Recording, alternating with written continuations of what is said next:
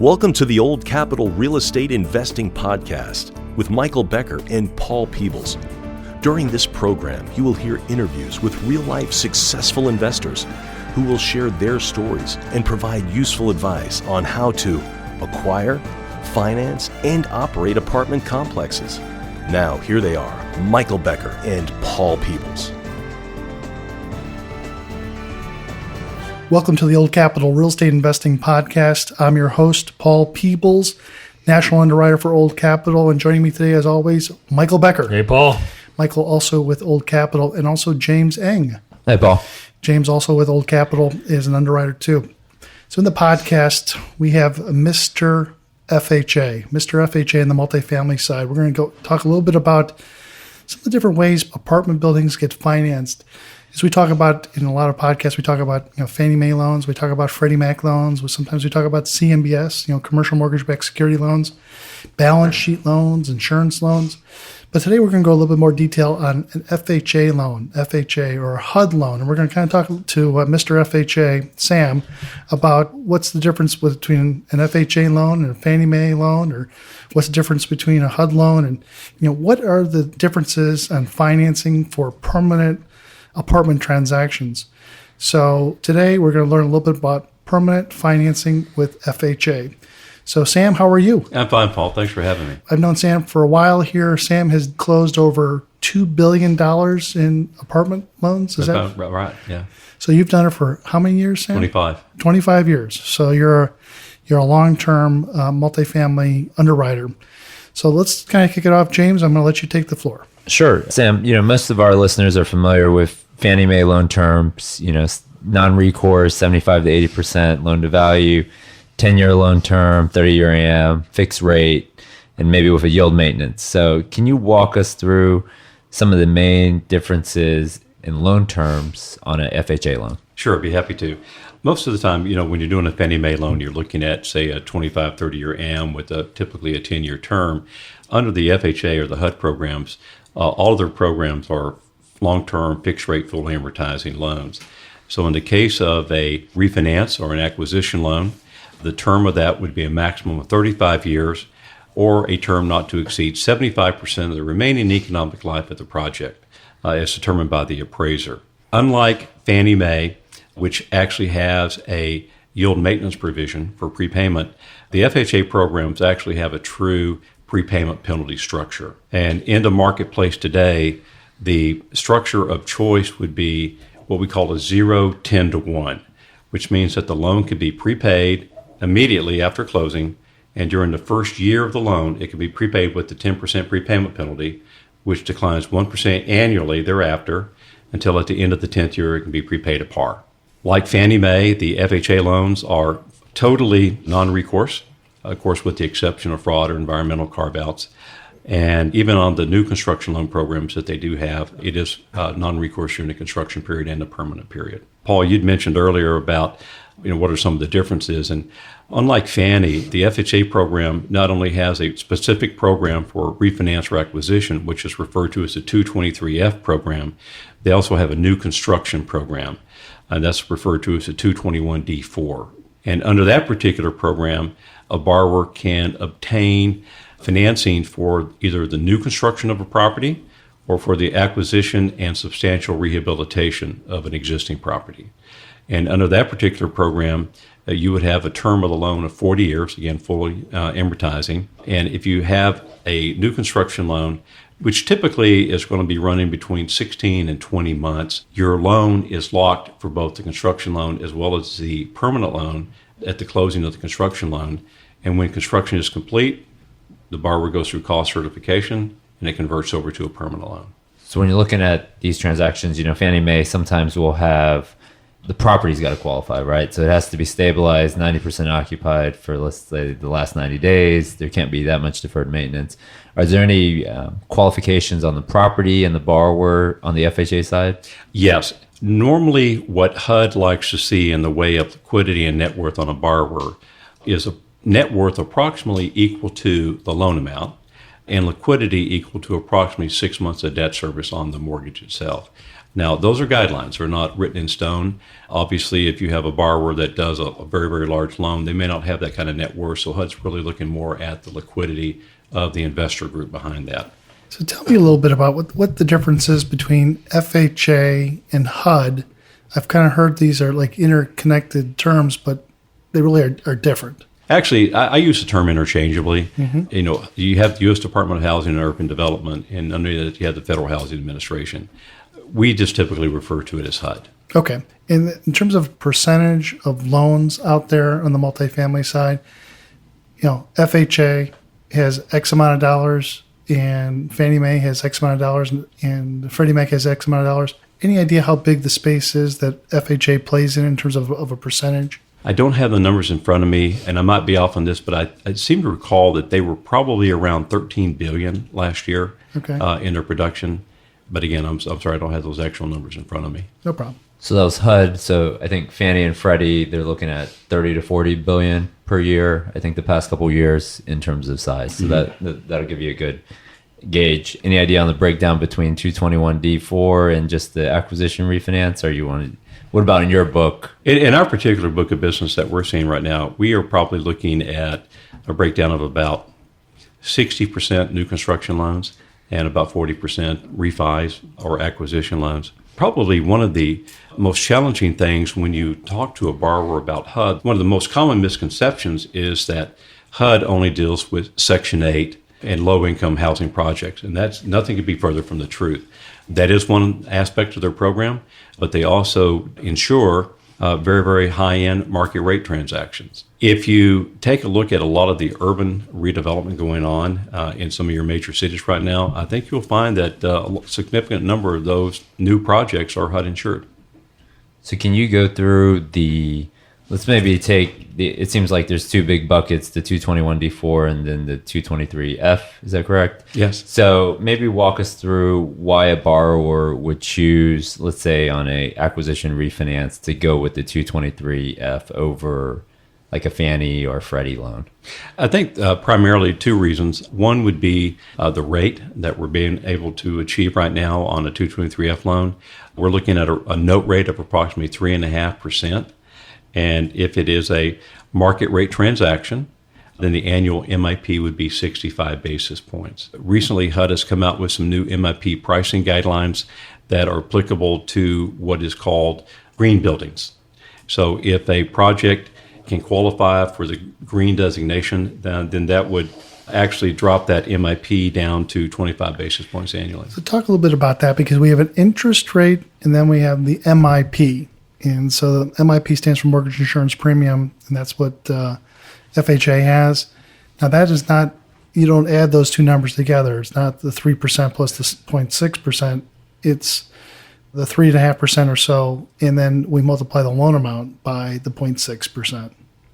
What happens is when you compute the debt service constant for a HUD loan, you're going to actually take your note rate, compute what the constant would be on that, and then add the 65 basis points on top of it.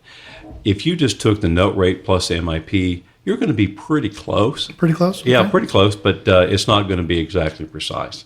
One thing that's interesting is that much like Fannie Mae, the FHA program is a mortgage insurance program. FHA or HUD does not fund a mortgage.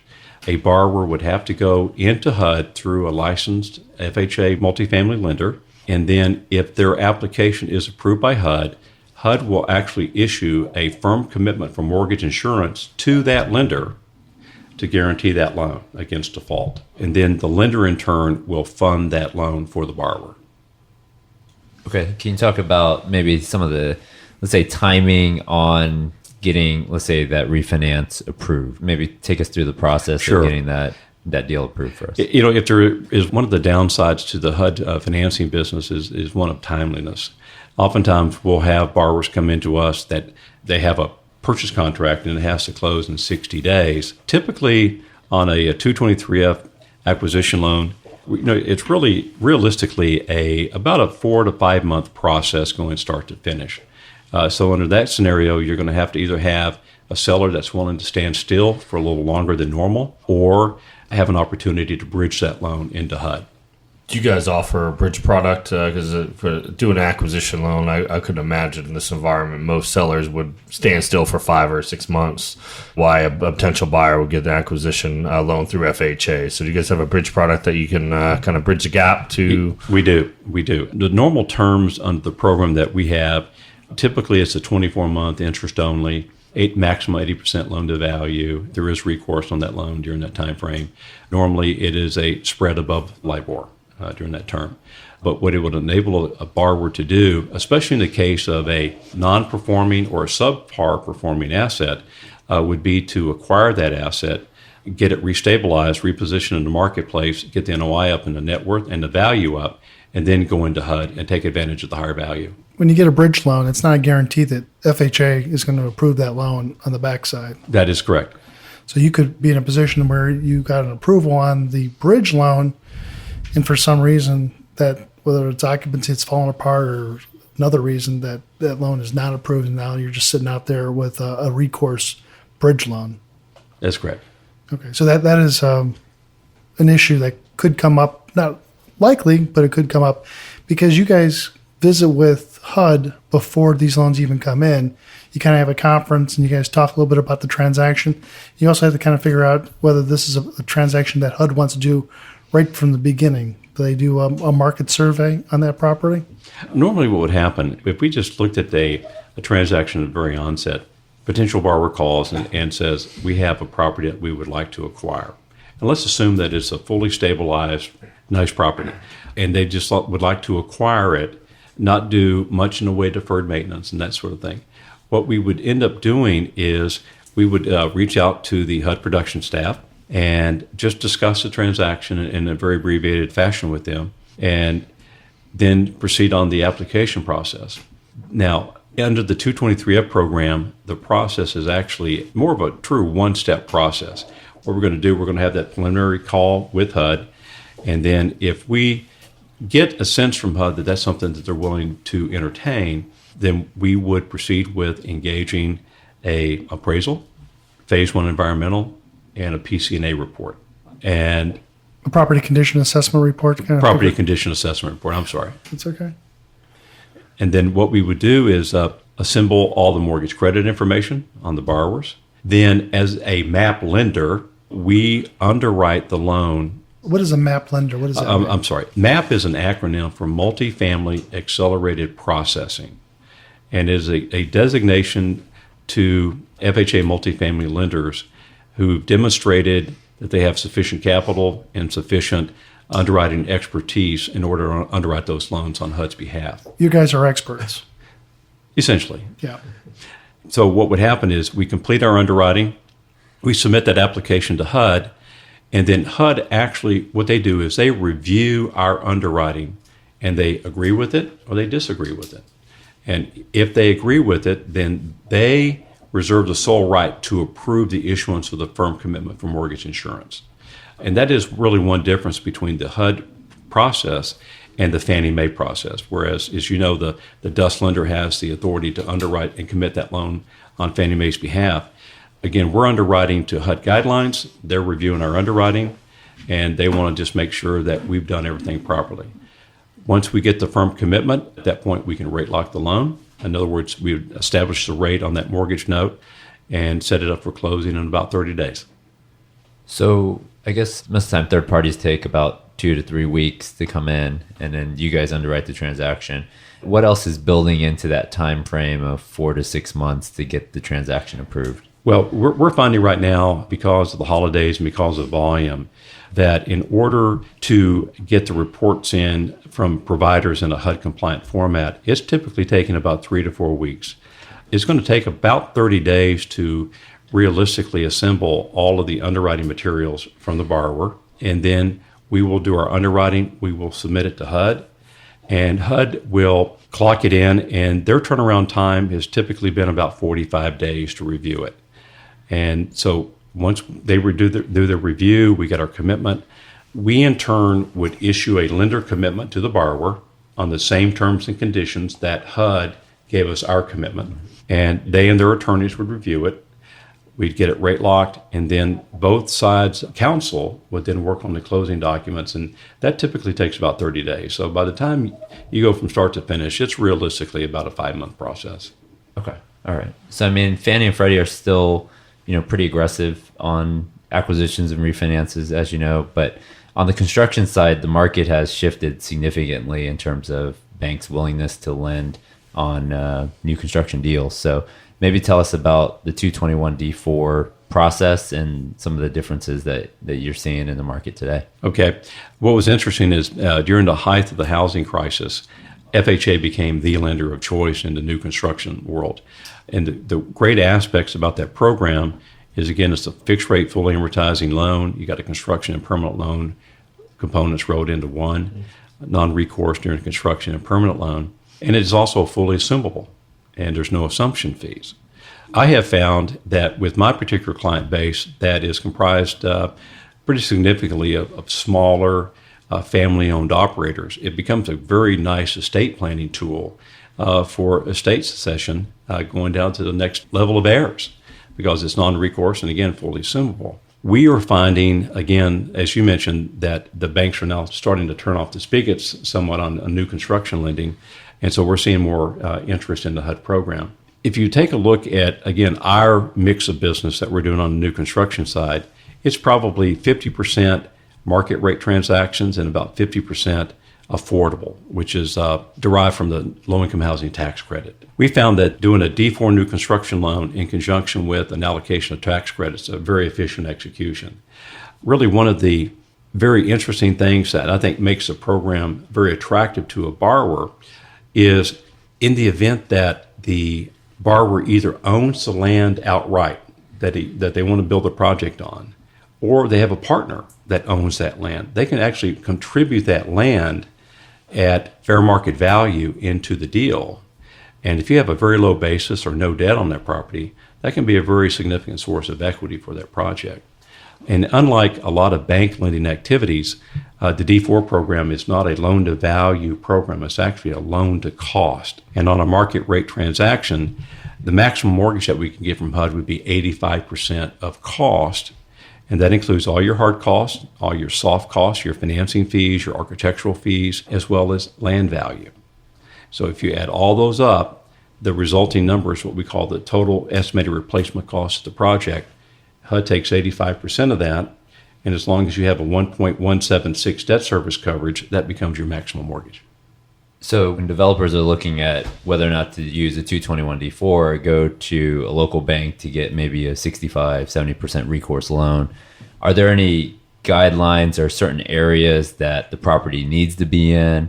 Here in Dallas, there's a lot of new construction, let's say in Uptown and in sort of north suburbs of Frisco, right? So would HUD be competing in those markets, or does the property need to be a little bit further out where there's less competition in the space? HUD is actually interested in providing mortgage insurance in areas that show evidence of population growth and job creation.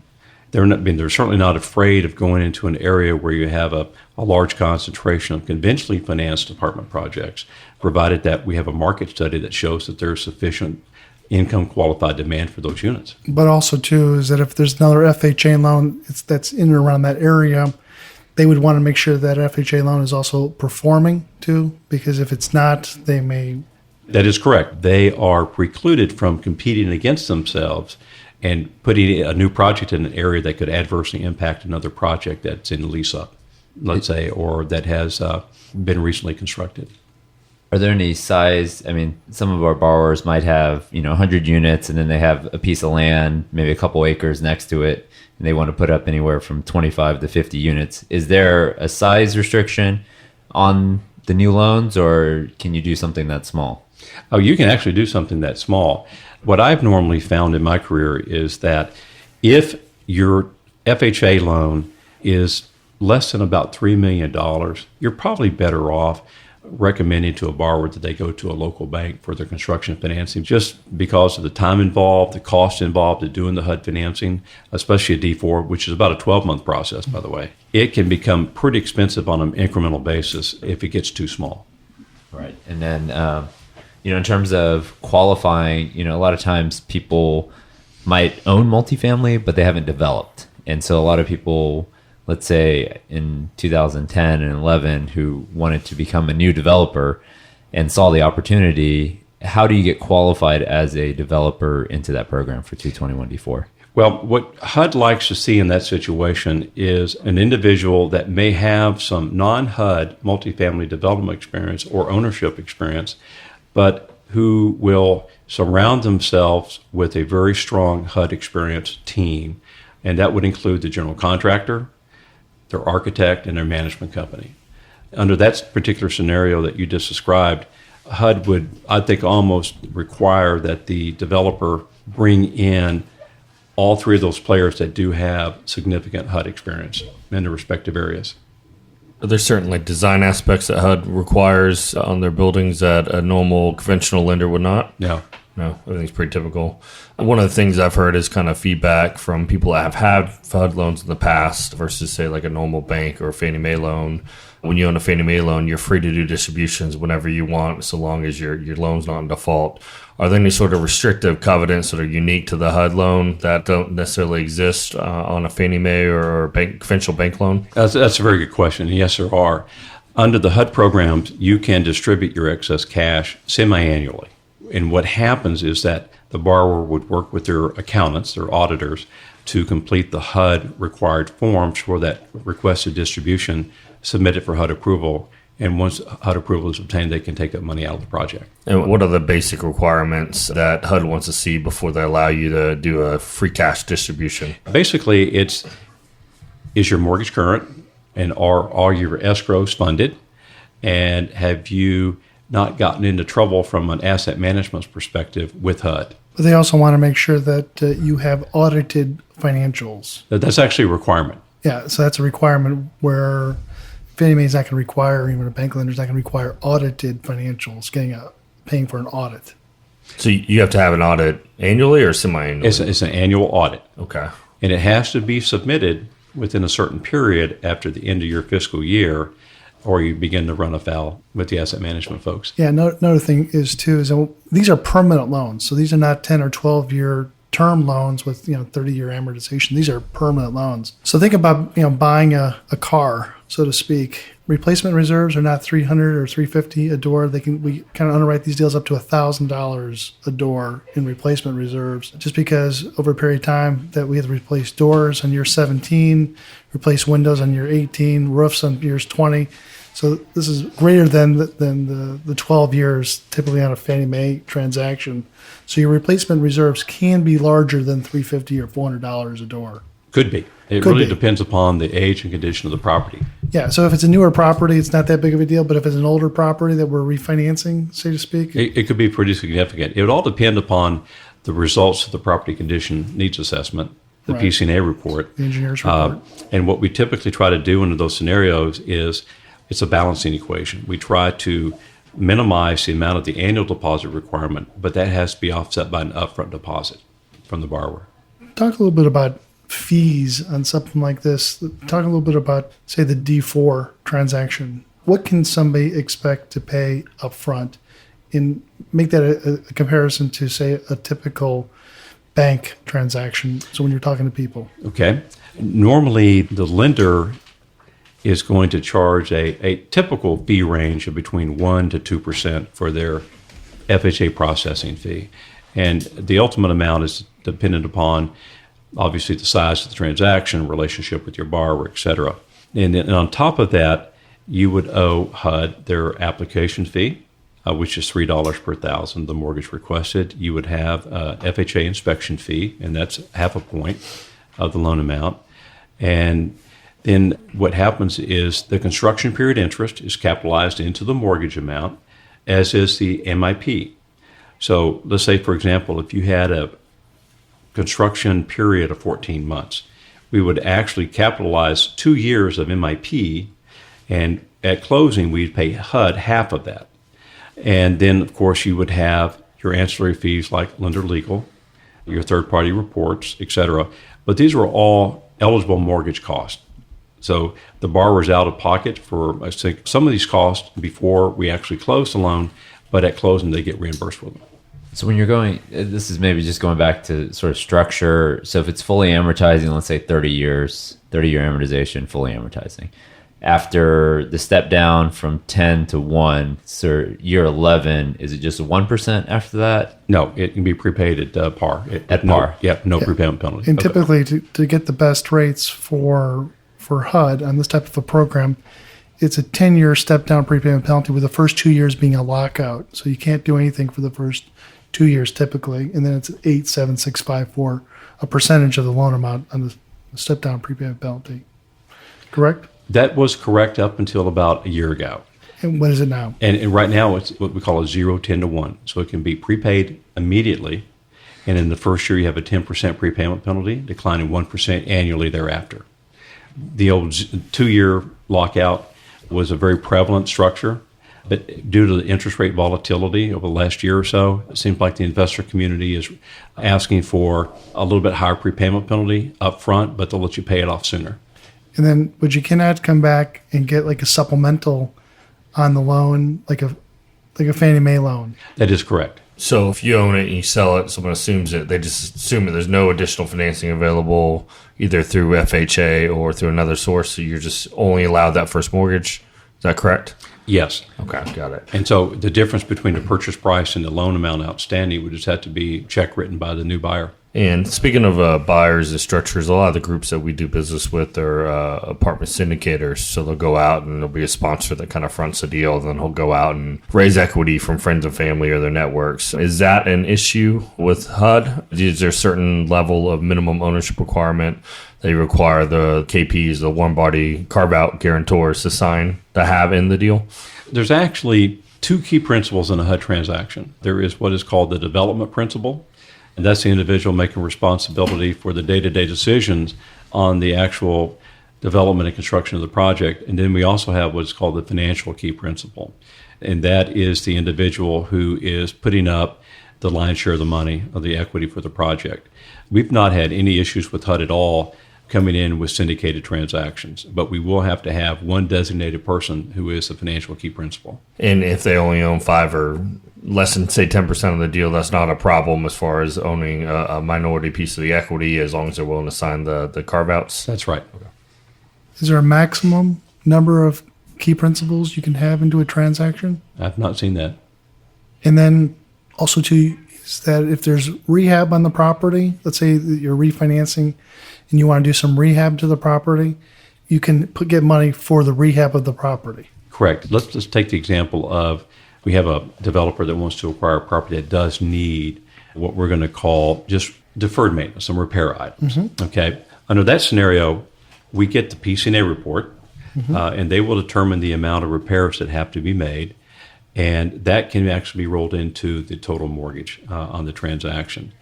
And what happens is that as long as the amount of repairs necessary don't exceed approximately $12,000 to $13,000 per unit, it can be done as a refinance loan.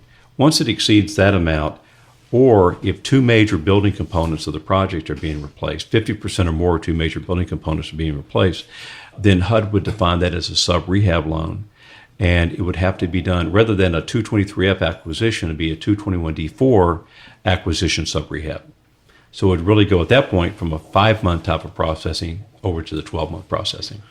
Now, if you're doing rehab versus a new construction, do you have to pay Davis-Bacon wages? Yes. So define what that means. Davis-Bacon is just the prevailing wage rates that's published by the local labor office at HUD. You know, we've been asked before, does that mean that a contractor or a borrower has to have union labor or non-union labor? No, it can go either way. It just means that the contractor, general contractor, is required to pay its subcontractors the Davis-Bacon prevailing wage rates. And those are published at the local labor office. So on that rehab, you still have to pay those Davis-Bacon wages? Or can you just do it at the market rates? I'm pretty sure you have to pay the Davis-Bacon wages on that. Okay. Is there anything else on FHA loans that borrowers should be aware of? And, you know, when they're sizing up their next transaction, you know, some of the maybe red flags out there, sort of no-goes, showstoppers just from the very beginning that they should be aware of that you guys just won't do? It's not necessarily a project type. Typically, one of the very first set of questions we ask a borrower are environmentally related. That can be a big immediate turn off and no by HUD. Normally, we ask, it's a land or in a floodplain, for example, on a new construction. Do we have buried underground transmission lines for gas or petroleum? Do we also have the high voltage electrical transmission lines that are adjacent to the site? Because any buildings have to be built outside of the fall radius of those electrical transmission lines. So you have to make sure that if you have those, that your architect can fit your buildings within that setback area and still meet zoning requirements. So, and also another one is noise. That's probably the biggest impediment to new construction projects that we run across. Let's say you had a site that was adjacent to an interstate highway. Well, we have to, as part of the phase 1 ESA, they also have to do some noise assessments. And if the ambient noise level is above a certain level, if it's in a certain level, it can be mitigated in your construction components. But if it's above a certain level, it's what's considered unacceptable, and HUD won't even allow construction mitigation measures to get that noise level down. So the property might just have to be set back further or put up some That sort is of a mitigation. barrier. Yep, it could Right. be, or a barrier. We recently encountered a project that was very close to a major interstate, but the problem was they couldn't set back the buildings far enough to get the noise level down into an acceptable category, and we just had to pass on the transaction. That's an odd one. Yeah, I've never heard of that before. So So walk me through just one transaction on a recent transaction that you've closed that you would think that would be interesting. How long, from the period of time that they apped the deal to the time they closed, how long did it take? And was there anything interesting about that transaction? From a new construction perspective, I mentioned earlier that, let me just go back and mention that when you're dealing with HUD on a new construction program, it's typically a 3-step process. The first step is what we have called the concept meeting. And that's where we put together a very abbreviated package on the transaction. We get the developer and perhaps some of their representatives, and we submit the package to HUD, and then we go in and we talk to the production folks face to face. And if they like that particular deal, they will issue us what is called an encouragement letter. And that letter encourages us to then go to the next step, which is the pre-application. And at the pre-application stage, that is where the borrower really starts to incur expenses associated with the deal, because we have to then have a market study, an income and expense analysis from an appraisal firm that estimates rents and expenses. We have to have a phase 1 environmental. And so what we'll do at that stage, we'll take the results of those third-party reports, again, borrower-related information from a mortgage credit perspective. We will put together our pre-application package, submit it to HUD, and they will vet that. And if they approve that package, they will then issue the lender what is called an invitation letter. And that letter invites the lender at that point and the owner to then proceed and submit a firm application for the project. Now, at the firm application stage, that is when the owner is going to have to then start working with the general contractor and their architect to get a complete set of plans and specs, to get a final bid from the contractor. We'd have to have what is called a firm application appraisal, which basically takes the data from the income and expense analysis on the rents and expenses, it updates it, and then the appraiser estimates the land value. So at that point, the only thing it really appraises is the land, but that determines the replacement cost of the project. And then once we get, again, all those third-party reports in, then we'll do our underwriting on it, submit it to HUD.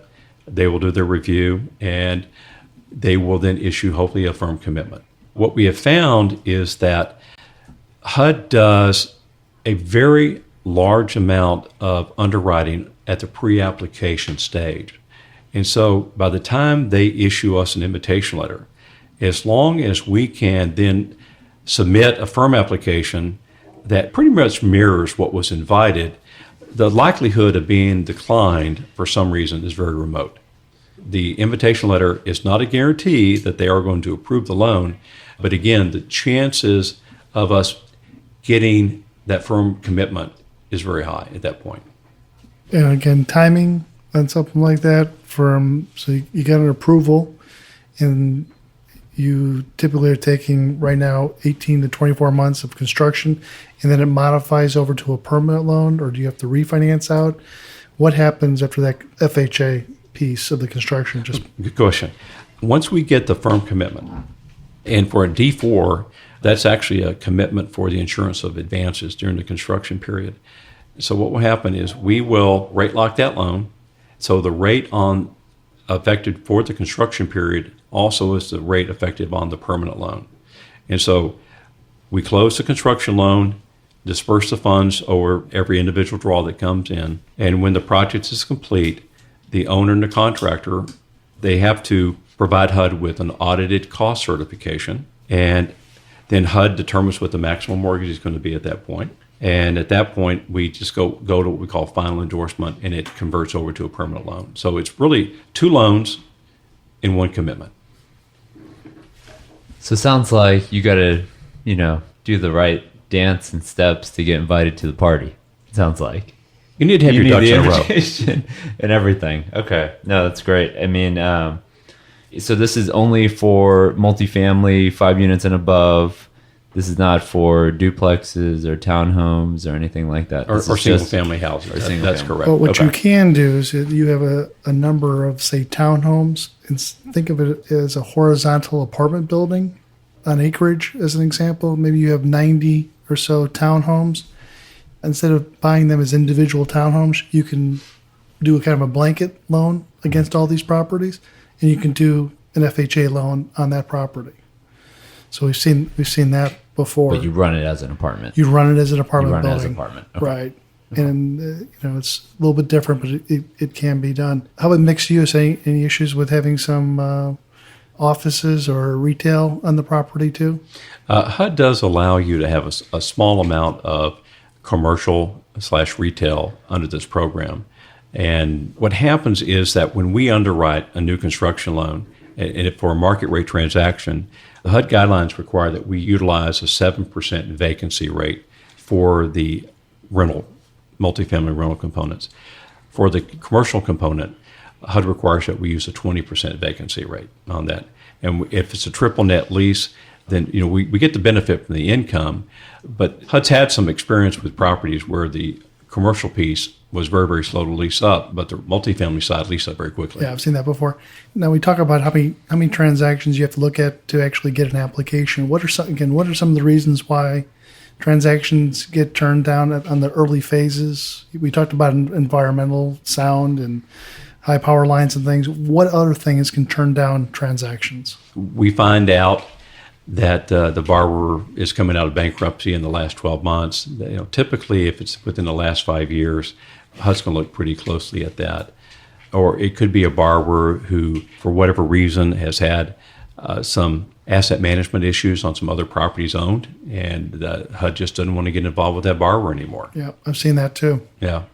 Or sometimes we've actually had it to where we've had a developer who's come in, but their equity partner decided not to move forward. Mm-hmm. And so thank goodness that that decision was made before they got too far down the path. But that's happened to us as well. And some of these properties that we're doing acquisitions, and you guys have a kind of a bridge loan to get into some of these transactions, because it does take 6 months or so to get some of the an acquisition with a refinance to take out the bridge piece on that. What type of transaction are you really looking for? I mean, because a lot of the transactions that we do are properties between the 1960s, the 1970s, 1980s, and 2000s. And a lot of these people only are going to be in these properties for 6, 7, 8 years. Is an FHA loan the right transaction to do for somebody who's only going to be in it for a short period of time? Or is an FHA loan and some of the stuff that you do really good for developers and people that are building properties? You had asked me before the podcast, Paul, what are some of the downsides of HUD? And, I would say, in my opinion, we really have two. It takes a fair amount of time, and it's very paperwork intensive. And also, too, that your general contractor is required to pay Davis-Bacon prevailing wages. Oftentimes, we have very well capitalized borrowers that have very great banking relationships that can go get somewhat highly leveraged loans from a banking perspective at LIBOR-based pricing. But not typically non-recourse. But not typically non-recourse, at right. 80-some% leverage. Most Right. of these right now are at 65 to 70% leverage in this marketplace. And Right. so, Recourse. and it's recourse. And with recourse, exactly. Yeah. I would say that if you are an owner that has probably longer than about a 5-year time horizon on that property, it might make sense for you to take a look at. But again, my particular client base tends to be smaller family development companies that will acquire, develop, and hold those properties forever. Yeah. And so the HUD property, they like the HUD program just for that very reason. Normally, if you're a merchant builder, let's say, I don't think the HUD program is really designed for you. Although we have done some for people like that. But again, I think the typical borrower is going to be looking at HUD as a long-term financial vehicle for an asset they're going to hold for a long period of time. Good. So to kind of wrap this up, and we'll get Sam in next time, and he can talk a little bit about USDA loans. But give me a teaser on the USDA loans. Why do we do USDA loans? We personally feel like there's a lot of opportunity out in the rural communities, and it's oftentimes the job growth, the population growth, it's not going the right direction for HUD, but the underwriting parameters are a little bit less restrictive on the USDA, and they have a federal mandate to help those communities. So rural or non-urban communities. Exactly. Yeah, in areas of 35,000 population or less. Right, and we found in our particular studies that if you have a small rural community that has a hospital, for example, that hospital is a major economic engine for that community. And to the extent that you can either build a new hospital or a medical office building, recruit additional doctors into that area, it's a trickle-over effect. Yeah. Well, Sam, we can't thank you enough, and we appreciate your time. As people can hear, is that this is a little bit more complicated, but Sam's on our team, and so if there's any questions that have to come up, we'll get Sam on a conference call with you and kind of talk through different transactions. Anything more that you want to add, guys? James? No, I think this has been great. I mean, there's a lot of loan options out there. I think you have to understand the nuances of each one and sort of work through these. And depending on your investment criteria and sort of what your plan in terms of holding the asset is, that will determine what type of loan that you're really going to be needing in that particular transaction. So Absolutely. Boy, we got down the weeds today, Mike. Yeah, definitely. So I would definitely appreciate everyone listening. And if you guys want to learn a little bit more information about us, we do want to put out that we have a 15-page white paper. You can email info@oldcapitallending.com. We'll certainly send you back a copy of our white paper, kind of multifamily financing 101. And I also encourage everyone to follow us on iTunes and give us a nice rating as well. That certainly helps our rankings within iTunes. Certainly does. Sam, thanks for coming in today. James, thank you. Michael, always a pleasure. Yeah. And thanks for listening. Thanks for listening to the Old Capital Real Estate Investing Podcast. Please join us at oldcapitalpodcast.com to sign up for our weekly email updates. We'll see you next week for another great interview.